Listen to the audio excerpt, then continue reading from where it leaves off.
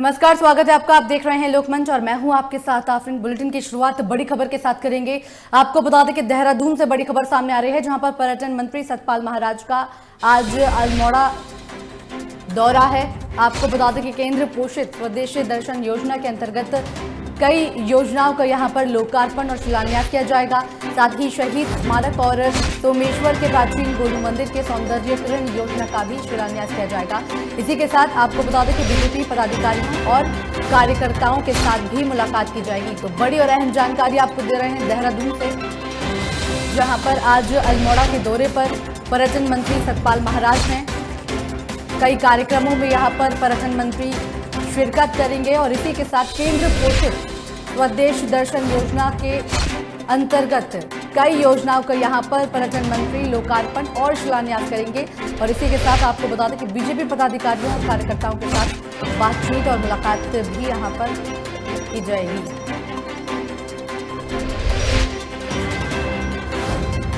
बड़ी और अहम जानकारी आपको दे रहे हैं। आपको बता दें कि पर्यटन मंत्री शहीद स्मारक और सोमेश्वर के प्राचीन गोलू मंदिर के सौंदर्यीकरण योजना का शिलान्यास करेंगे और साथ ही बीजेपी पदाधिकारियों और कार्यकर्ताओं के साथ बैठक यहां पर कर सकते हैं।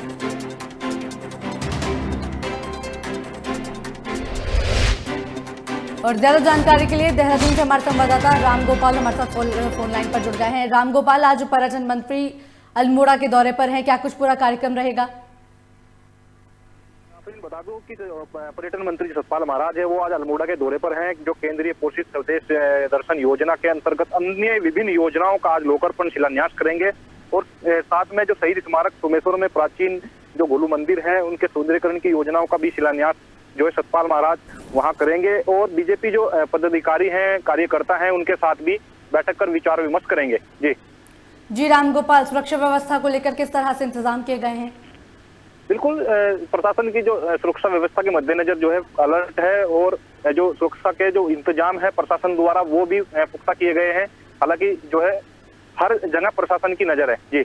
जी रामगोपाल, पर्यटन मंत्री के साथ यहाँ पर और कौन कौन मौजूद रहेगा? फिलहाल पर्यटन मंत्री के साथ जो स्थानीय विधायक है वो भी साथ में मौजूद है और प्रशासन जो है अलर्ट है। जी बिल्कुल। आप चलिए, बहुत बहुत शुक्रिया रामगोपाल तमाम जानकारी के लिए।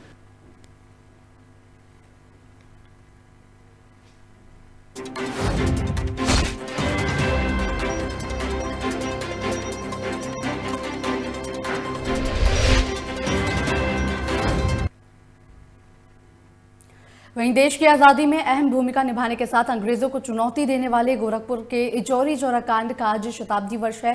गोरखपुर में इसके शताब्दी महोत्सव का आगाज हो चुका है। आपको बता दें कि प्रधानमंत्री नरेंद्र मोदी ने देश की आजादी की खातिर अपना जीवन बलिदान करने वाले बलिदानियों को नमन किया और इससे पहले सीएम योगी आदित्यनाथ ने चौरी चौरा कांड पर प्रकाश भी डाला। प्रधानमंत्री नरेंद्र मोदी ने कार्यक्रम को ऑनलाइन संबोधित करते हुए कहा कि चौरी चौरा के बलिदानी हो वीर शहीदों के चरणों में प्रणाम करता हूं, आदर पूर्वक श्रद्धांजलि देता हूं। चौरी चौरा की पवित्र भूमि पर देश के लिए बलिदान होने वाले और देश के स्वाधीनता आंदोलन को नई दिशा देने वाले वीरों को प्रणाम करता हूं। देश जब आजादी के 77वें बरस में प्रवेश कर रहा है, ये आयोजन उसे और महत्वपूर्ण बना दे रहा है।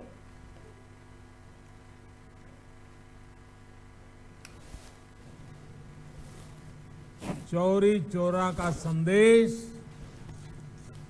बहुत बड़ा था, बहुत व्यापक था।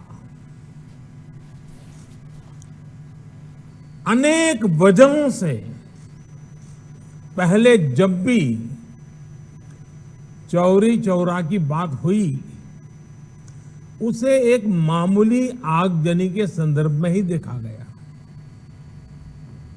लेकिन आगजनी किन परिस्थितियों में हुई, क्या वजह थी, ये भी उतनी ही महत्वपूर्ण है। आग थाने में नहीं लगी थी, आग जन जन के दिलों में प्रज्वलित हो चुकी थी। चौरी चौरा के ऐतिहासिक संग्राम को आज देश के इतिहास में जो स्थान दिया जा रहा है, उससे जो जुड़ा हुआ प्रयास हो रहा है वो प्रशंसनीय है। आज प्रदेश के सभी शहीद स्मारकों और शहीद स्थलों पर 1857 से लेकर के 1947 के बीच और देश की स्वाधीनता के बाद भी विभिन्न युद्धों में देश की सीमाओं की रक्षा करते हुए भारत माता के जो भी सपूत शहीद हुए हैं उन सभी का स्मरण करने, उनके प्रति श्रद्धा व्यक्त करने के लिए आज प्रदेश सरकार के द्वारा प्रदेश के अंदर वर्ष भर चलने वाले कार्यक्रमों की श्रृंखला में प्रत्येक स्थान पर इस प्रकार के आयोजन प्रारंभ हो रहे हैं। आज प्रदेश के सभी शहीद स्मारकों और शहीद स्थलों पर 1857 वहीं तीनों केंद्रीय कृषि कानूनों को रद्द करने की मांग को लेकर पंजाब, हरियाणा और उत्तर प्रदेश के हजारों किसानों का दिल्ली एनसीआर के बॉर्डर पर धरना प्रदर्शन जारी है। और इसी बीच कानून रद्द करने की मांग के साथ साथ एमएसपी पर कानून बनाने की मांग को लेकर सिंधु बॉर्डर पर चल रहा किसानों का प्रदर्शन बृहस्पतिवार को 71वें दिन में प्रवेश कर गया है। इस बीच दिल्ली के वीवीआईपी इलाके में रायसीना रोड पर दोनों ओर से ट्रैफिक बंद कर दिया गया है। वहीं विपक्षी दलों के कई नेता गाजीपुर बॉर्डर पर प्रदर्शन कर रहे किसानों से मिलने के लिए बसों के जरिए रवाना हो गए हैं। वहीं आपको बता दें कि प्रतिनिधि मंडल में एनसीपी सांसद सुप्रिया सुले, डीएमके सांसद कनिमोझी, एसएडी सांसद हरसिमरत कौर बादल और टीएमसी सांसद सौगत रॉय शामिल हैं। वहीं बताया जा रहा है कि गाजीपुर बॉर्डर से पहले ही विपक्षी दलों के नेताओं को यहां पर रोक लिया गया था, जिसके बाद जो प्रदर्शनकारियों से मिलने के लिए वहां पर पहुंचे थे उन्हें वहां पर रोक लिया गया। वहीं मथुरा में हुई खाप पंचायत में हर घर से एक व्यक्ति के गाजीपुर बॉर्डर के धरने में शामिल होने के प्रस्ताव पर मोहर लगा दी गई है। वहीं पूर्व सैनिक संगठन और रालोद ने भी किसानों के साथ कंधे से कंधा मिलाकर चलने का ऐलान कर दिया है।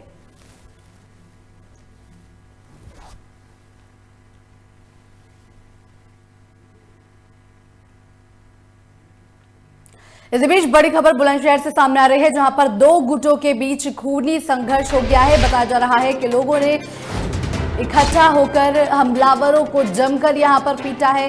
पूर्व बसपा मंत्री ठाकुर रणवीर सिंह का ये बेटा बताया जा रहा है। साथ ही पुलिस ने दोनों गुटों के 4 लोगों को हिरासत में लिया है। आपको बता दें कि बुलंदशहर के कोतवाली नगर क्षेत्र के आनंद विहार की यह घटना बताई जा रही है। तो बड़ी और अहम जानकारी आपको दे रहे हैं बुलंदशहर से, जहां पर दो गुटों के बीच खूनी संघर्ष हो गया था। जमकर यहां पर दोनों पक्षों के बीच मारपीट हुई है। बताया जा रहा है कि लोगों ने इकट्ठा होकर हमलावरों को यहां पर जमकर पीटा है, जिसमें पूर्व बसपा मंत्री ठाकुर रणवीर सिंह का बेटा भी बताया जा रहा है। आपको बता दें कि इस मामले को लेकर मौके पर पहुंची पुलिस ने दोनों गुटों के 4 लोगों को हिरासत में ले लिया है।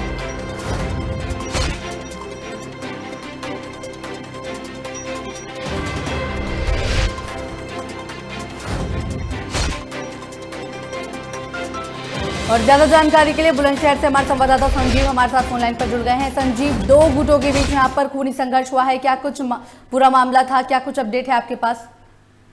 आफरीन, ये जो घटना है देर रात की घटना है। बुलंदशहर कोतवाली नगर क्षेत्र के आनंद विहार की घटना है, जहाँ पैसे के लेन देन के ऊपर विवाद हुआ और विवाद इतना बढ़ गया कि जमकर मारपीट हुई।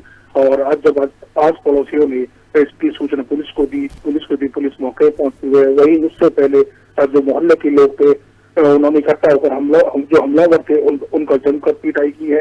और इसमें जो बसपा के पूर्व मंत्री ठाकुर रणवीर सिंह है, उनका बेटा बताया जा रहा है। वही पुलिस ने 4 लोगों को हिरासत में लिया है और जिसमें 3 लोग मौके से फरार हो गई।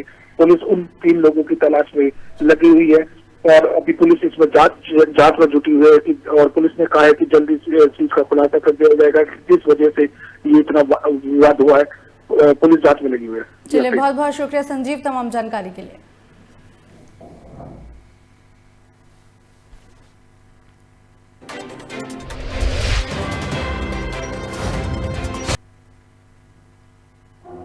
वहीं यूपी के बुलंदशहर में पुलिस ने टाइल्स व्यापारी की किडनैपिंग का खुलासा कर आपको बता दें कि सकुशल बरामद कर 2 महिलाओं समेत 7 किडनैपर्स को देर रात गिरफ्तार कर लिया गया है। आपको बता दें कि पुलिस से अधिक सीसीटीवी फुटेज को खंगालकर किडनैपर्स तक पहुंची और साथ ही टाइल्स व्यापारी को बदमाशों के चंगुल से सकुशल छुड़वा लिया गया। साथ ही पुलिस ने किडनैपिंग में इस्तेमाल की गई कार भी बरामद कर ली है।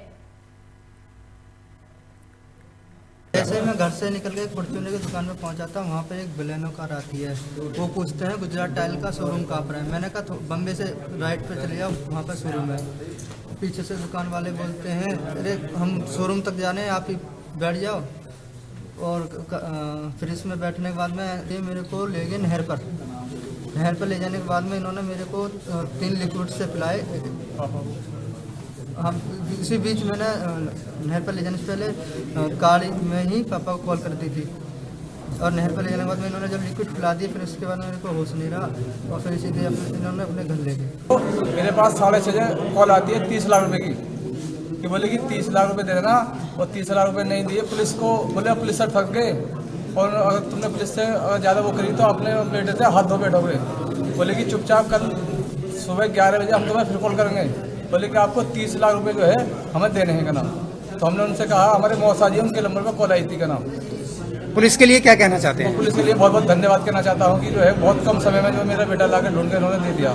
मुझे उम्मीद नहीं थी कि इतने समय मिल जाएगा। मैं तो आज छोड़ बैठा था कि पुलिस मेरे लिए कुछ कर रही है। तो पता चला कि अपहृत गौरव के ठीक पड़ोसी ये एक व्यक्ति हैं जिनका नाम राजकुमार उर्फ बबलू है, जो लगातार इनके शुभचिंतक बनकर 2 दिनों से परिवार वालों के साथ चल रहे थे। एक पूरी योजना इनकी बनाई हुई थी। इनकी उम्र भी लगभग 56 साल है, लेकिन 5 बार अपने जवानी के दिनों में लूट और 307 जैसे मामलों में जेल जा चुके हैं। तो इस तरह से इस प्रकरण में कुल 6 अभियुक्त सम्मिलित थे, जिसमें से 5 को गिरफ्तार कर लिया गया है और 5 की उम्र, एक को छोड़ के ड्राइवर जो कम उम्र का है, शेष सभी इस गैंग के सदस्य जो है 50+ के हैं। तो एक बड़ा अद्भुत है और ये सब पुराने अपराधी रहे हैं, लेकिन पिछले 8-10 सालों से। और ज्यादा जानकारी के लिए बुलंदशहर से हमारे संवाददाता संजीव हमारे साथ फोन लाइन पर जुड़ गए हैं। संजीव, पुलिस ने किडनैपिंग का खुलासा किया है, क्या कुछ जानकारी आपके पास? फिर ये घटना 1 फरवरी की है, जहां जो टाइल्स व्यापारी है वो अपने घर से सुबह निकलता है और 10 बजे के आसपास जो कार में उसे बैठा लिया जाता है, उसे शहर के बुलंदशहर सिटी में उसे घुमाया जाता है। और बात जो एसएसपी ने जो घटना का खुलासा किया है, एसएसपी का कहना है कि ये किडनैपिंग की वारदात हुई घटनास्थल से कुछ ही दूर पर जो सीसीटीवी कैमरे लगे हुए थे वहां उसमें कैद हो गई। वहीं आरटीओ कार्यालय से जो गाड़ियां थी, नीले रंग की काली बेलानो थी, इसकी जांच की गई। लगभग 422 बेलानो कार हैं जिन्हें खंगाला गया। उसके बाद 100 से अधिक सीसीटीवी फुटेज थी जिन्हें जो फुटेज का अध्ययन किया गया। वहीं जो अपहरण में इस्तेमाल की गई बेलानो है, सीसीटीवी के आधार पर पकड़ी गई कार। अच्छा, अपहरणकर्ताओं की सबसे बड़ी बात यही, कार की पहचान छुपाने के लिए किडनैपर्स ने कार को थोड़ा मॉडिफाई भी कराया था, लेकिन पुलिस की सतर्कता के चलते देर रात पुलिस ने कार ड्राइवर को निशानदेही पर उठाया और टाइल्स व्यापारी गौरव को बुलंदशहर के इंदिरा नगर कॉलोनी से सकुशल बरामद कर लिया गया। वहीं एसएसपी ने यह दावा किया है कि जो गौरव का किडनैप हुआ था वो उसका मास्टरमाइंड उसका ही पड़ोसी था और धीरे धीरे पुलिस मास्टरमाइंड तक पहुंच गई है। वहीं सभी 7 लोगों को गिरफ्तार कर लिया जिसमें एक अभियुक्त और रह गया, जिसकी जल्दी पुलिस गिरफ्तार करने का दावा कर रही है। वहीं इसी जो अपहरण का खुलासा करने पर 25,000 रुपए का इनाम पुलिस कर्मियों को दिया गया है। जी आफरीन। जी संजीव, पकड़े गए आरोपियों के खिलाफ अभी तक पुलिस ने क्या कुछ कार्रवाई की है? देखिए, सबसे चौंकाने वाली बात यह है कि जो अपहरण करता है उनकी उम्र लगभग 50 वर्ष से अधिक है, जिसमें 2 महिलाएं भी हैं।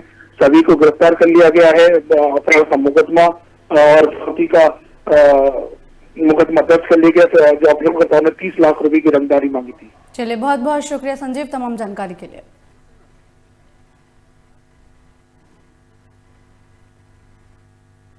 इस बीच बड़ी खबर कन्नौज से सामने आ रही है, जहां पर सड़क हादसे में घायल हुए युवक की मौत का मामला सामने आया है। बताया जा रहा है कि अस्पताल में इलाज के दौरान युवक की मौत हो गई है, जिसके बाद डॉक्टरों पर परिजनों ने लापरवाही बरतने का यहां पर आरोप भी लगाया है। आपको बता दें कि इमरजेंसी वार्ड में परिजनों ने यहां पर डॉक्टरों पर लापरवाही का आरोप लगाते हुए जमकर यहां पर हंगामा भी किया है। आपको बता दें कि राजकीय मेडिकल कॉलेज तिरवा का ये मामला बताया जा रहा है। तो बड़ी जानकारी आपको दे रहे हैं कन्नौज में, जहां पर सड़क हादसे में घायल हुए युवक की इलाज के दौरान मौत हो गई है। अब इस मामले को लेकर परिजनों ने डॉक्टर्स पर लापरवाही बरतने का आरोप लगाया है, जिसके बाद जमकर अस्पताल परिसर में परिजनों ने यहां पर हंगामा भी काटा है। राजकीय मेडिकल कॉलेज तिरवा का यह मामला बताया जा रहा है।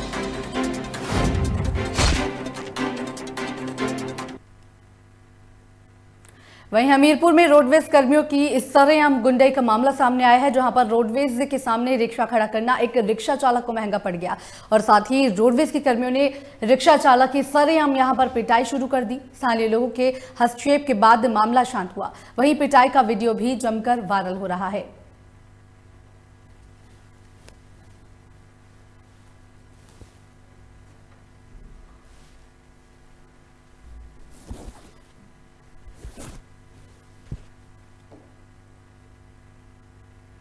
इस बीच बड़ी खबर सहारनपुर से सामने आ रही है, जहां पर संदिग्ध परिस्थिति में एक वृद्ध महिला का शव बरामद किया गया है। आपको बता दें कि वृद्ध महिला के सिर पर चोट के निशान भी मिले हैं, जिसके बाद पुलिस ने शव को कब्जे में लेकर पोस्टमार्टम के लिए भेज दिया है। आपको बता दें कि जनकपुरी थाना क्षेत्र के दाबकी जुनारदार रोड फाटक की घटना बताई जा रही है।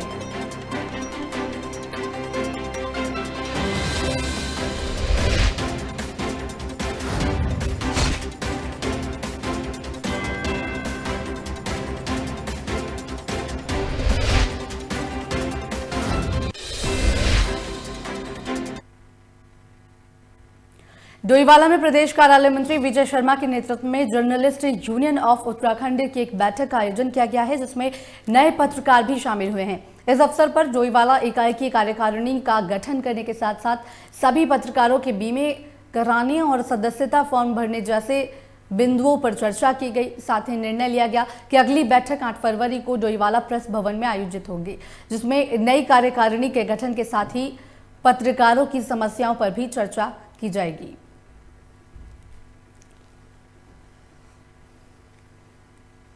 जर्नलिस्ट यूनियन ऑफ उत्तराखंड के जो डोईवाला इकाई है उसकी बैठक यहाँ पर आयोजित की गई थी। तमाम पत्रकार साथी जुटे थे और क्योंकि जो कोरोना काल के कारण हमारी प्रदेश इकाई को दोबारा से 1 साल के लिए आगे बढ़ाया गया है, तो हम सभी ने सहमति दी है। और क्योंकि पत्रकारों के हित में लगातार जर्नलिस्ट यूनियन काम कर रही है, हमें भी काफ़ी अच्छा लगा, क्योंकि पहली बार हमें लगा कि जर्नलिस्ट यूनियन जो है हमारे हित में काम कर रही है, क्योंकि हमें हमारे सबके इंश्योरेंस हमें दिए गए हैं, हमें आई कार्ड की सुविधाएं हमें दी है। इसके अलावा हमारे सुख दुख में भी हमारी इकाई हमारे साथ खड़ी है, तो हम सभी का धन्यवाद देना चाहेंगे अपनी प्रदेश कार्यकारिणी का, खासकर विजय शर्मा जी का, जो कि प्रदेश कार्यकारिणी में सदस्य भी हैं, आप पदाधिकारी भी हैं। जर्नलिस्ट वहीं डोईवाला में टोल प्लाजा के कर्मचारियों के जरिए स्थानीय लोगों के साथ मारपीट करने का मामला सामने आया है, जहां पर इस मामले पर उत्तराखंड क्रांति दल ने उप जिलाधिकारी को ज्ञापन सौंपा और साथ ही कार्रवाई की मांग की। वहीं नेता शिव प्रसाद सेमवाल ने कहा है कि अभी टोल प्लाजा का संचालन भी शुरू नहीं हुआ है और अभी से ही स्थानीय लोगों के साथ मारपीट और अभद्रता के मामले भी सामने आने लगे हैं, जो कि निंदनीय है। कल रात जो टोल प्लाजा पे टोल कर्मियों द्वारा जो बदतमीजी की गई है स्थानीय लोगों के साथ, उसके खिलाफ हमने ये ज्ञापन दिया है एसडीएम साहब को कि ऐसे तत्वों के खिलाफ सख्त कार्रवाई की जाए, क्योंकि अभी तक टोल प्लाजा पे टोल टैक्स लेना भी शुरू नहीं हुआ, इसका संचालन भी शुरू नहीं हुआ है और स्थानीय निवासियों के साथ इस तरीके की गुंडागिर्दी और बदतमीजी अभी से शुरू हो गई है। तो हमने मांग की है कि ऐसे तत्वों के खिलाफ आप सख्त कार्रवाई करें और उत्तराखंड के जो लोग हैं कम से कम उन लोगों से कोई भी टोल टैक्स न लिया जाए। इसके लिए हमने आज एसडीएम साहब को ज्ञापन दिया। वहीं रुद्रपुर में प्रेम प्रसंग के चलते 2 बच्चों के पिता ने जहर खाकर आत्महत्या कर ली है। बताया जा रहा है कि परिजनों ने प्रेमिका और उसके साथी पर आत्महत्या करने के लिए उकसाने का आरोप लगाया है। पुलिस पूरे मामले की जांच पड़ताल में जुटी हुई है। पुलिस ने मृतक के शव को फिलहाल कब्जे में लेकर पोस्टमार्टम के लिए भेज दिया है। तो आपको बता दें कि रुद्रपुर में प्रेम प्रसंग के चलते एक व्यक्ति ने जहर खाकर आत्महत्या कर ली है। वहीं परिजनों ने व्यक्ति की प्रेमिका पर आत्महत्या करने के लिए उकसाने का यहां पर आरोप लगाया है, जिसके बाद मौके पर पहुंची पुलिस ने जांच पड़ताल शुरू कर दी है। साथ ही शव को कब्जे में लेकर पोस्टमार्टम के लिए भेज दिया गया है। मैं मृतक का मामा हूं, मेरा नाम हरिओम कोरी है। मैं लाल कुआं बिंदु भत्ता घोड़ा नाला का निवासी हूं और हमारे इसकी हमने रात को फ़ोन की जांच की और जिसमें रिकॉर्डिंग में हमें इसने कल 2:23 पे फ़ोन किया है। कोई शरीफ नाम का लड़का है, ये गल्ला मंडी में मंडी का काम करता था। इसी बीच बड़ी खबर रामपुर से सामने आ रही है, जहां पर प्रियंका गांधी रामपुर पहुंच गई हैं। आपको बता दें कि कांग्रेस कार्यकर्ताओं ने यहां पर प्रियंका गांधी का जोरदार स्वागत किया है। किसानों के भोग रस्म में प्रियंका गांधी शामिल भी होने वाली हैं। तो आपको बता दें कि सुरक्षा व्यवस्था को लेकर पुलिस अब सतर्क हो चुकी है। पुलिस ने जगह जगह पर फोर्स को तैनात भी कर लिया है। तो बड़ी और अहम जानकारी आपको दे रहे हैं रामपुर से, जहां पर प्रियंका गांधी, आपको बता दें कि भोग रस्म में किसानों की शामिल होंगी। रामपुर पहुंचने पर प्रियंका गांधी का कांग्रेस कार्यकर्ताओं ने जोरदार यहां पर स्वागत भी किया, जिसके बाद अब प्रशासन यहां पर सुरक्षा व्यवस्था को लेकर मुस्तैद दिखाई दे रहा है। जगह जगह पर बैरिकेडिंग की गई है, पुलिस फोर्स जगह जगह पर तैनात कर दी गई है।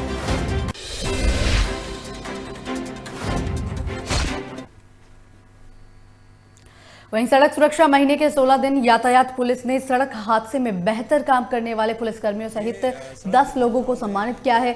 आपको बता दें कि सड़क हादसों के दौरान लोगों की मदद करने वाले 6 पुलिसकर्मियों और 4 अन्य लोगों को एसपी यातायात ने सम्मानित किया। इस दौरान उन्होंने जनपद के लोगों से अपील करते हुए कहा है कि सभी लोगों को सड़क हादसे में घायलों की मदद करनी चाहिए, ताकि समय रहते घायल को उपचार मिल सके और उसकी जान बचाई जा सके। यहाँ पे जो ग्रीन टेम्पो चलते हैं सीएनजी,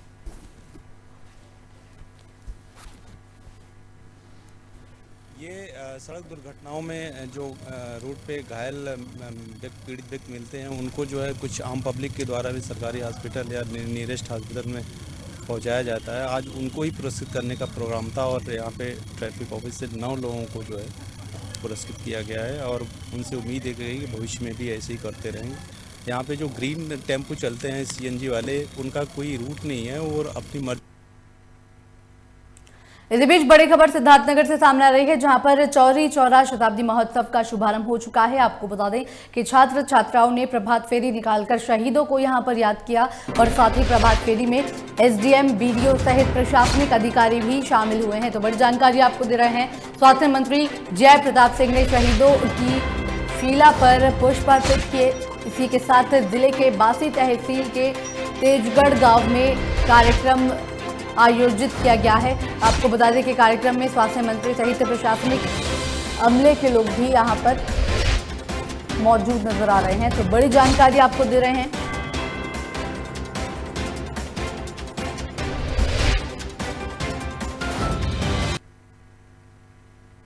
इसी बीच बड़ी खबर सिद्धार्थनगर से सामने आ रही है, जहां पर स्वास्थ्य महकमे का एक और कारनामा उजागर हुआ है। आपको बता दें कि सीएमओ कार्यालय के नोडल ने यहां पर बड़ा घोटाला किया। पारिवारिक फर्म सिंह ट्रेडर्स पर मेहरबान नोडल कर्मचारी और साथ ही आपको बता दें कि भविष्य निधि के पैसे का यहां पर बंदरबांट किया गया है। तो बड़ी जानकारी आपको दे रहे हैं, स्वास्थ्य महकमे में बड़ा घोटाला सामने आया है।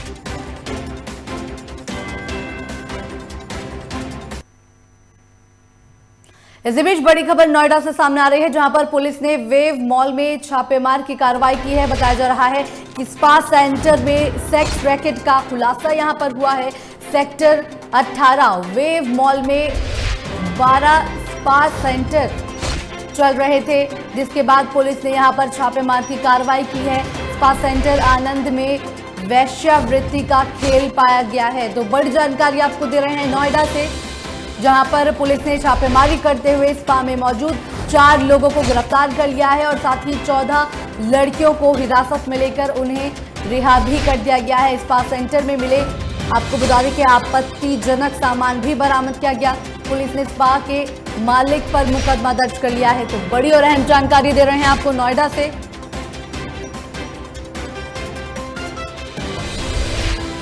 सेक्टर 18 में एक वेव मॉल है, जिसमें स्पा सेंटर्स चल रही थी। इसमें जो टोटल जो 14 लड़कियां हैं, इन लोगों को हम लोग विक्टिम्स का मानते हुए इन लोगों को रिहैबिलिटेशन के लिए भेजा जा रहा है। और इसमें जो कस्टमर्स और जो स्पा संचालक है, इन लोगों को हम लोग इमोरल ट्रैफिकिंग प्रिवेंशन एक्ट में हम लोग इन लोगों को बुक करके आगे की विधिक कार्रवाई की जा रही है। और जो स्पास इस तरह चल रही है उसको सील करने के लिए हम लोग मजिस्ट्रेट को आगे पत्राचार भी कर रहे हैं। सेक्टर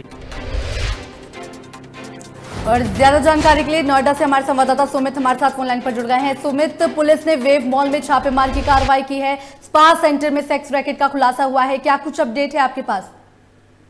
मैम, मैं आपको बता दूं कि ये देर शाम मुखबिर की सूचना पे रेड मारी गई थी, जहाँ पे एक मॉल है वेव मॉल करके, उसमें 1 बाई 1 फ्लोर पे करीब 12 स्पा सेंटर चल रहे थे, जिसमें स्पा सेंटर की आड़ में देह व्यापार का काम चल रहा था जी। पुलिस ने छापेमारी की, वह मौके से करीब 14 लड़के और 14 लड़कियां गिरफ्तार किए हैं और उनसे पूछताछ की जा रही है। वहीं 14 लड़कियों को हेरिटेजाइजेशन के लिए भेज दिया है। साथ ही जो स्पा संचालक है उनके खिलाफ कड़ी कार्रवाई की जा रही है और उनको गिरफ्तार करके आगे की विधिक कार्रवाई जो की जा रही है। पुलिस का कहना है कि इन जो स्पा चालक हैं उनके विरुद्ध कड़ी से कड़ी कार्रवाई की जाएगी और जो स्पा सेंटर चल रहे थे उनको बंद कर दिया गया है सिटी मजिस्ट्रेट की।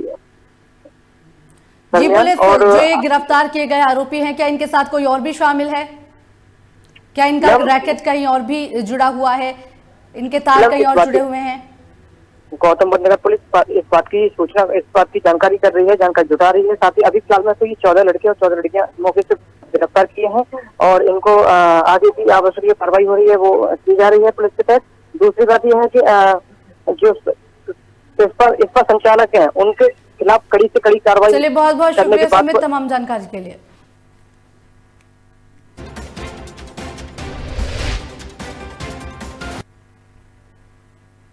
इसी के साथ फिलहाल इस बुलेटिन में मेरे साथ सिर्फ इतना ही। बाकी की तमाम खबरों के लिए देखते रहिए लोकमंच।